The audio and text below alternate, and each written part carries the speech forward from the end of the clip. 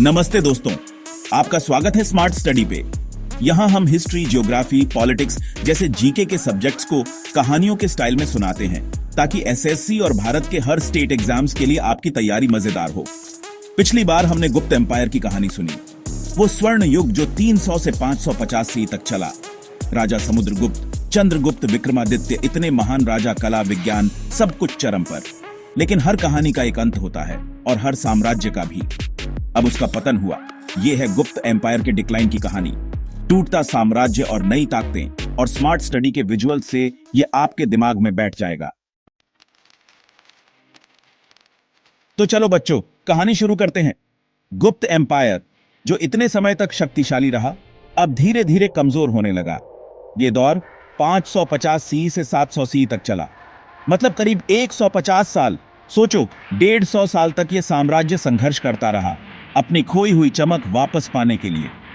गुप्त राजा जो कभी शक्तिशाली और प्रतापी हुआ करते थे, अब कमजोर पड़ने लगे। उनकी शक्ति घटने लगी और इसका फायदा उठाया नए राज्यों ने, जिन्होंने अपनी ताकत बढ़ानी शुरू कर दी।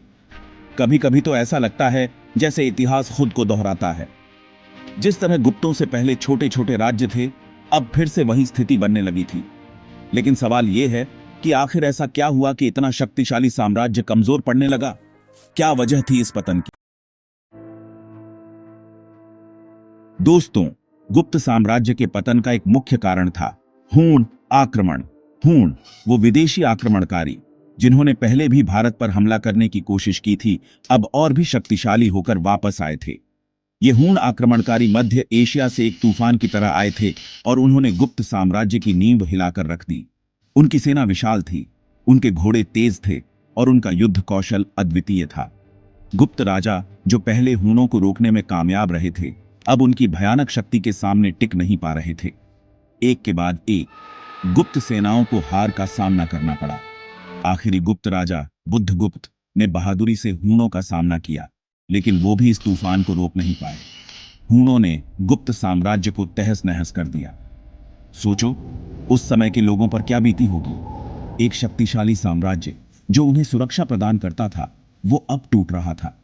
लेकिन दोस्तों, इतिहास गवाह है कि हर अंत एक नई शुरुआत लेकर आता है।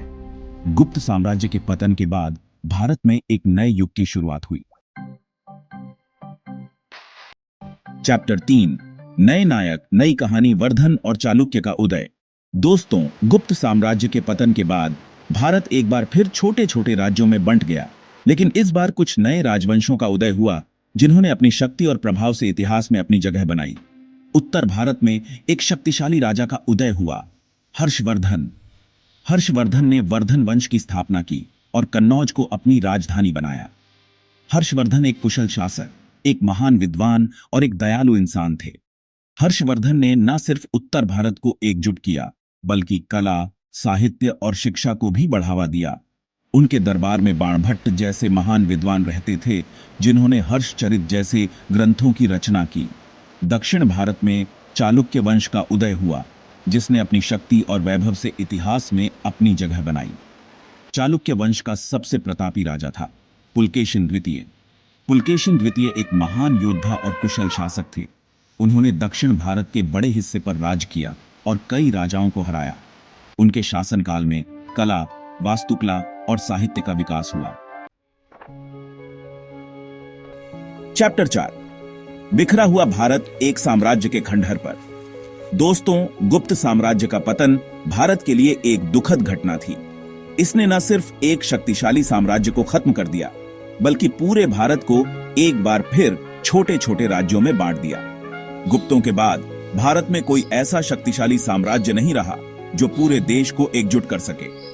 छोटे छोटे राज्यों में आपसी संघर्ष और प्रतिस्पर्धा बढ़ गई, जिससे अशांति और अस्थिरता फैली। व्यापार जो गुप्त काल में फल फूल रहा था, अब कमजोर पड़ने लगा। व्यापार मार्ग असुरक्षित हो गए, जिससे व्यापारियों को भारी नुकसान उठाना पड़ा। इससे अर्थव्यवस्था पर भी बुरा असर पड़ा। वैसे आपको क्या लगता है, भारत फिर से एक कैसे हुआ होगा? क्या कोई ऐसा शासक आया होगा जिसने फिर से पूरे भारत को एक झंडे के नीचे लाया होगा? चैप्टर 5, एक कहानी का अंत, एक नई शुरुआत। चलो बच्चों, इस कहानी को दोहराएं। हमने देखा कि कैसे एक शक्तिशाली साम्राज्य जिसने भारत को स्वर्णिम युग दिया वो कैसे ढल गया। गुप्तों के बाद 550 से 700 सी तक भारत एक नए दौर में प्रवेश कर गया। हूणों के आक्रमण ने इस साम्राज्य की नींव हिला दी और अंततः इसे खंडहर में बदल दिया। लेकिन राख से उठते हुए हमने देखा कि कैसे नए नायक, नई कहानियां लिखी गईं। उत्तर में हर्षवर्धन और दक्षिण में चालुक्य वंश दोनों ने अपनी शक्ति और वैभव से अपनी पहचान बनाई। ये कहानी हमें बताती है कि परिवर्तन ही प्रकृति का नियम है और हर अंत एक नई शुरुआत लेकर आता है।